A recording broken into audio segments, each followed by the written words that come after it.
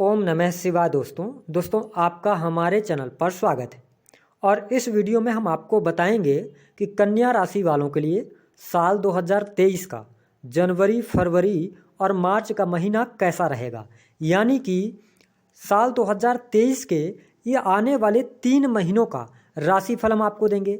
साथ ही बताएंगे कि इन 3 महीनों में कौन सी बड़ी घटनाएं आपके जीवन में घटित होंगी, किस प्रकार की परिस्थितियों का निर्माण होगा।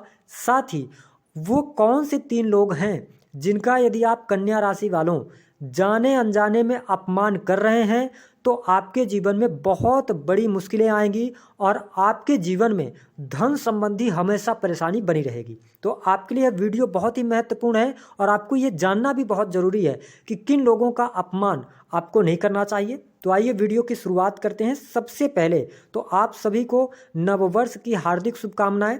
हम भोलेनाथ से प्रार्थना करते हैं कि आप जो भी इस वर्ष जो भी इच्छा करें, आपकी हर इच्छा को वह पूर्ण करें, साथ ही आपके परिवार को खुशहाली से भर दें।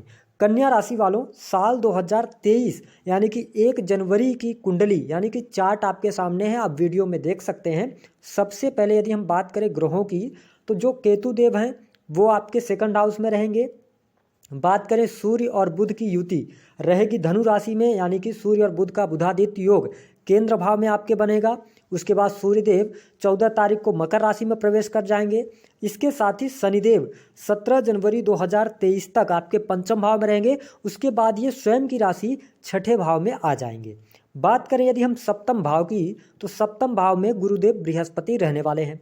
8म भाव में राहु गोचर करेंगे। इसके साथ ही मंगल की स्थिति 10 मार्च तक आपके लिए यहाँ पर 9th हाउस में रहने वाली है, यानी कि शत्रु राशि में रहेंगे। हालांकि ये वक्री रहेंगे 12 जनवरी तक, लेकिन उसके बाद ये मार्गी हो जाएंगे। तो इन ग्रह गोचरी स्थितियों के आधार पर हमने आपके लिए इन 3 महीनों का बहुत ही महत्वपूर्ण राशिफल तैयार किया है। आइए जानते हैं सबसे पहले कि आपका स्वास्थ्य कैसा रहेगा। देखिए, कन्या राशि वालों, अगर हम बात करें तो आपके जो राशि के स्वामी बनते हैं वो बुध देव बनते हैं। सूर्य और बुध का बुधादित्य योग 4th हाउस में। साथ ही 17 जनवरी 2023 तक स्वास्थ्य में थोड़ी बहुत आपको स्किन डिसीज, थोड़े बहुत प्रॉब्लम्स आ सकती हैं, लेकिन 17 जनवरी 2023 के बाद जब शनिदेव आपके 6th हाउस के अंदर आ जाएंगे तो आप देखेंगे कि आपका स्वास्थ्य बहुत अच्छा हो जाएगा। स्वास्थ्य रिलेटेड जितने भी आपके इशू हैं वो सारे के सारे इशू समाप्त होंगे। आपको बता दें कन्या राशि वालों, 17 जनवरी के से लेकर और मार्च तक का जो समय है वह आपके स्वास्थ्य के लिहाज से बहुत बेटर रहने वाला है। इस बात का ध्यान रखें। हालांकि थोड़ा सा आपको मार्च के महीने में यानी कि 1 तारीख से लेकर और 20 तारीख तक स्किन डिसीज से बचने की आवश्यकता रहने वाली है। ओवरऑल स्थिति आपके लिए बहुत बढ़िया रहने वाली है। तो स्वास्थ्य आपका जनवरी, फरवरी और मार्च के महीने में अच्छा रहने वाला है। कन्या राशि वालों, थोड़ा सा 17 जनवरी तक त्वचीय समस्याएं आपको देखने को मिल सकती हैं। ओवरऑल बहुत अच्छी स्थिति है। बात करते हैं आपके लिए परिवार भाव की स्थिति क्या रहेगी। देखिए कन्या राशि वालों, अगर हम पारिवारिक जीवन की बात करें तो 2nd हाउस के अंदर केतु देव रहेंगे।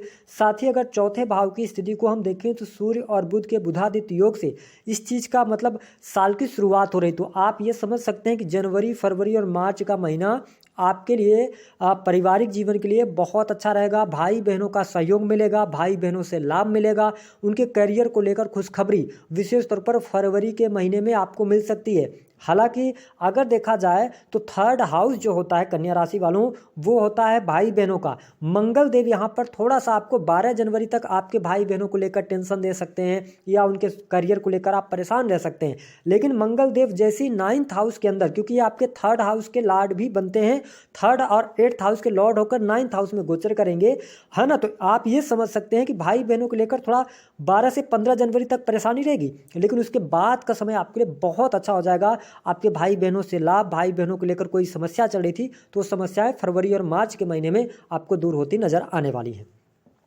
बात करते हैं आपके लिए कि जो स्टूडेंट हैं, जो विद्यार्थी हैं, उनके लिए कैसा रहेगा। कन्या राशि वालों 17 जनवरी 2023 तक अगर आप टेक्नोलॉजी से रिलेटेड या आप कोई भी इस प्रकार के कार्य करते हैं जो कि डिप्लोमेटिक नेचर के होते हैं, जैसे कि अगर कहा जाए तो किसी भी काम में, सेल्स में अगर आप हैं, मल्टीनेशनल कंपनीज के अंदर कार्य कर रहे हैं या मैनेजमेंट की आप पढ़ाई कर रहे हैं, तो आपके लिए यहाँ पर बहुत अच्छा समय है। साथ ही अगर देखा जाए तो प्रशासनिक सेवाओं के लिए 17 जनवरी 2023 के बाद आपको प्रयास करना चाहिए, क्योंकि अगर देखा जाए तो शनि देव न्याय के कारक हैं और पंचम भाव के स्वामी होकर आपके छठे भाव में आएंगे। छठवें भाव से हम सर्विस को भी देखते हैं, तो यहाँ पर आपके लिए नई नौकरी की प्राप्ति 17 जनवरी के बाद बहुत अच्छी स्थिति में देखने को मिलेगी। इस बात का ध्यान रखें, यानी जनवरी, फरवरी और मार्च का महीना आपके लिए नई नौकरी के लिए, पढ़ाई लिखाई के लिए, एजुकेशन के लिए बहुत अच्छा रहने वाला है। किसी भी प्रकार की समस्या कन्या राशि वालों आपको देखने को नहीं मिलने वाली है। साथ ही अगर बात करें तो यहाँ पे आपको ध्यान देना होगा कि शनिदेव आपके पंचम और छठे भाव के स्वामी बनते हैं। पंचम भाव के स्वामी होकर छठे भाव में आएंगे। पंचम भाव जो होता है वह आपके संतान का होता है। तो ध्यान रखें कन्या राशि वालों 17 जनवरी के बाद जो है तो थोड़ा सा संतान की पढ़ाई लिखाई को लेकर आप में चिंताएं आ सकती हैं, संतान के स्वास्थ्य को लेकर आपको चिंताएं आ सकती हैं, लेकिन कुल मिलाकर संतान के लिहाज से भी अच्छा रहेगा। संतान की पढ़ाई लिखाई को लेकर भी आप फोकस्ड रहेंगे और जो फरवरी का महीना होगा संतान के पढ़ाई लिखाई को लेकर आप इन्वेस्ट भी करने वाले हैं, तो ये स्थिति बेटर है, संतान के लिहाज से भी बेटर है। साथ ही अगर देखा जाए तो संतान प्राप्ति का जो लोग सपना देख रहे हैं उनके लिए भी बेहतरीन स्थिति बनेगी इन 3 महीनों में। बात करते हैं आपके लिए शत्रुओं की स्थिति। बिल्कुल ही निश्चिंत हो जाइए कन्या राशि वालों, शत्रु संबंधित किसी भी प्रकार की परेशानी नहीं होगी। अगर आप परेशान हो रहे थे 17 जनवरी तक थोड़ी सी प्रतिकूल परिस्थितियां रहेंगी, लेकिन उसके बाद का समय जब छठे भाव का स्वामी छठवें घर में आ जाएगा, आपके जो शत्रु होंगे वो आपसे माफी भी मांग सकते हैं। जनवरी, फरवरी और मार्च का महीना शत्रु रिलेटेड किसी भी प्रकार की समस्या आपको नहीं आएगी, शत्रु आपके सामने नतमस्तक रहेंगे, तो ये स्थिति आपके लिए बेहतर है। साथ ही कर्जे की अगर हम बात करें तो आप देखेंगे कन्या राशि वालों, अगर आपने किसी से पैसे उधार लिए हैं तो आप देखेंगे कि 20 जनवरी के बाद आप पैसा वापस कर सकते हैं, कर्ज से मुक्त हो सकते हैं, ये स्थिति बनेगी। साथ ही अगर आप कन्या राशि वाले हैं, आप किसी चीज़ के लिए बैंक से लोन लेना चाहते हैं, अप्लाई करना चाहते हैं, बहुत अच्छा समय रहेगा आपके लिए। यह समय इन 3 महीनों में बेहतर स्थिति देखने को मिलेगी।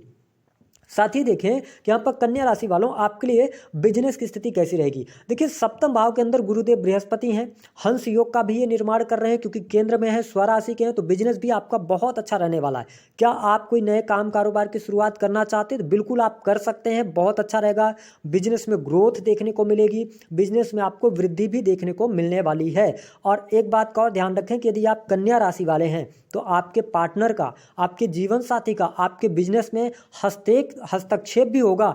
जो आप डिसीजन लें तो एक बार अपने पार्टनर से सलाह जरूर ले लें। आप देखेंगे कि आपके बिजनेस में दिन दोगुनी रात चौगुनी तरक्की होगी। जो बिजनेस में पंचम भाव में शनिदेव के होने की वजह से जो अड़चने आ रही थी, जो समस्याएं आ रही थी, बिजनेस आपका रुक रुक के चल रहा था, अब आपको बहुत अच्छी शुभता यहाँ पर देखने को मिलने वाली है, किसी भी प्रकार की समस्या नहीं होगी। हाँ ध्यान रखें, वैवाहिक जीवन भी आपका जनवरी, फरवरी और मार्च के महीने में बेहद ही शानदार रहने वाला है। जीवन साथी का सहयोग आपको प्राप्त होगा, जीवन साथी के करियर को लेकर कोई गुड न्यूज आपको प्राप्त हो सकती है, तो ये स्थिति बहुत बढ़िया है। लेकिन ध्यान देने वाली बात ये होगी कन्या राशि वालों कि सबसे इंपॉर्टेंट बात कि आपके लिए शनिदेव की तीसरी दृष्टि मेष राशि पर पड़ रही है, जो कि इनकी नीच की राशि और अष्टम भाव पर पड़ रही है। तो कुछ ऐसी समस्याएं आपके सामने निकल के आ सकती हैं, कोई ऑब्स्टिकल आ सकते हैं, अथवा परिवार से संबंधित कोई समस्या निकल कर सामने आपके आ सकती है, क्योंकि अष्टम भाव जो होता है वो चोट चपेट का भी होता है,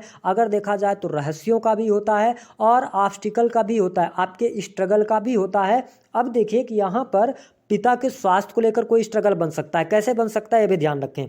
देखिए अगर देखा जाए तो मंगल देव 9th हाउस में है, जो कि शत्रु राशि में है। 9th हाउस पिता का होता है और साथ ही मंगल देव 3rd हाउस के लॉर्ड होकर और 9th हाउस में रहेंगे। तो जनवरी यानी कि जनवरी का महीना और फरवरी का महीना आपके पिता के स्वास्थ्य को लेकर यहाँ पर चिंताएं दे सकता है, स्वास्थ्य पर पैसा खर्च हो सकता है। लेकिन इसके साथ ही जो कन्या राशि वाले रिसर्च के फील्ड में हैं उनके लिए बहुत बढ़िया रहेगा। आप कुछ तंत्र मंत्र से जुड़ी चीज़ों को सीख सकते हैं, कुछ नई चीज़ों की तरफ भी आप अग्रसर होते नजर आने वाले हैं। हालांकि कन्या राशि वालों, आपको बता दें कि मंगल देव वृषभ राशि में होने की वजह से थोड़ा सा प्रतिकूल प्रभाव आपको देंगे, है ना। धर्म कर्म में तो रुचि आप रखेंगे, धार्मिक यात्राओं की तरफ भी जाएंगे, लेकिन ध्यान रखें कि यहाँ पर जो मंगल देव हैं तो 10 तारीख तक, यानी कि अगर हम देखें तो यहाँ पर 12 मार्च तक मंगल देव आपके भाग्य भाव में, तो यहाँ पर थोड़ा सा ये 9th हाउस को कमजोर करते नजर आएंगे। भाग्य आपका थोड़ा सा कम साथ देगा, लेकिन जैसे ही मंगल देव 10th हाउस में जाएंगे यहाँ पर स्थितियां अच्छी कर देंगे।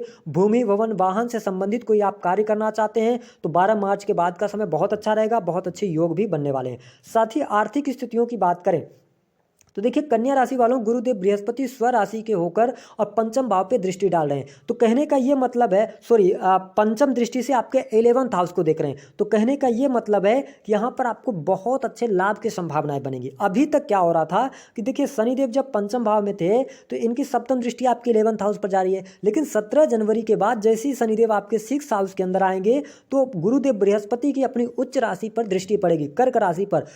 A1 का समय आपके लिए आएगा, धन लाभ की स्थितियां बनेंगी, बहुत अच्छी आप इनकम करेंगे, डेली इनकम में आपकी वृद्धि होगी। 17 जनवरी 2023 के बाद से ज़्यादा अच्छी स्थितियां आपके लिए बनती हुई नजर आने वाली हैं। लेकिन ध्यान रखें कि थोड़ा सा आपको ये ध्यान रखना होगा कन्या राशि वालों कि शनिदेव जब 6th हाउस के अंदर आ जाएंगे तो जनवरी, फरवरी और मार्च के महीने में कोर्ट कचहरी के मैटर को लेकर आप लापरवाही ना बरतें, इस चीज़ का ध्यान रखें। और हमने आपको बताया कि सिंह राशि जो होती है ना 12th हाउस में आपके पड़ रही है। सिंह राशि के जो स्वामी होते हैं वो सूर्यदेव होते हैं, सूर्यदेव पिता का कारक होते हैं, तो शनिदेव की दृष्टि जब डायरेक्ट सिंह राशि पर पड़ेगी तो आपके ये पिता को नुकसान पहुंचा सकते हैं, पिता के स्वास्थ्य को लेकर या अथवा पिता के स्वास्थ्य को लेकर आपको हॉस्पिटल के चक्कर लग सकते हैं, तो इस पर आपको ध्यान देने की आवश्यकता रहेगी। हालांकि अगर देखा जाए तो जो जातक नई नौकरी की तलाश कर रहे हैं, जनवरी का ही महीना आपको बड़ी खुशखबरी दे देगा, क्योंकि अगर देखा जाए तो सूर्य और बुध का बुधादित्य योग जनवरी के महीने में बन रहा है, जहाँ से बुध की दृष्टि आपके 10th हाउस पर पड़ रही है।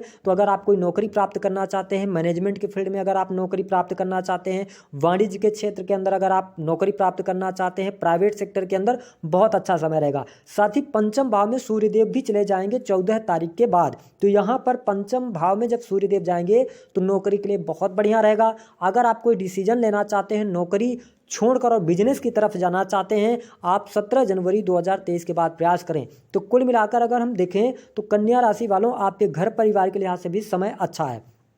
तो देखिए जनवरी और फरवरी और मार्च का जो महीना है यह कन्या राशि वालों आपके लिए व्यक्तित्व के लिए अच्छा है, स्वास्थ्य के लिए अच्छा है, साथ ही रोग ऋण और शत्रुओं के लिए बहुत अच्छा समय रहेगा, इनकम के लिए बहुत अच्छा समय रहेगा। अब बात करते हैं किन 3 लोगों का आपको अपमान नहीं करना चाहिए जो आपके लिए बहुत ज़्यादा नुकसान के कारण बनेंगे। देखिए सबसे इंपॉर्टेंट बात कि कन्या राशि वालों जीवन में, ये अगर वीडियो यहाँ तक आप देख आए हैं तो आप समझिए बहुत ही भाग्यशाली हैं। देखिए आपकी जन्म पत्रिका में जो ज़्यादातर प्रॉब्लम होती है ना, पैसा न बचने की प्रॉब्लम होती है, और आपके अगर देखा जाए तो 9th हाउस में वृषभ राशि आती है, और कन्या राशि वालों शुक्र देव आपके राशि में नीच के हो जाते हैं। तो आपको कभी भी स्त्रियों का अपमान नहीं करना चाहिए। आप मेरी बात को नोट करके रखें, यदि आपकी धर्म पत्नी है, जितना ज़्यादा आप अपनी पत्नी को खुश रखेंगे कन्या राशि वालों, उतना ज़्यादा आप दिन दोगुनी रात चौगुनी तरक्की करेंगे। साथ ही अगर देखा जाए तो आप अपनी जो माता जी हैं उनको अच्छा रखेंगे, उनको खुश रखेंगे, उनकी बातों को नहीं काटेंगे, तो आपके लिए 2 चीज़ें हो जाएंगी,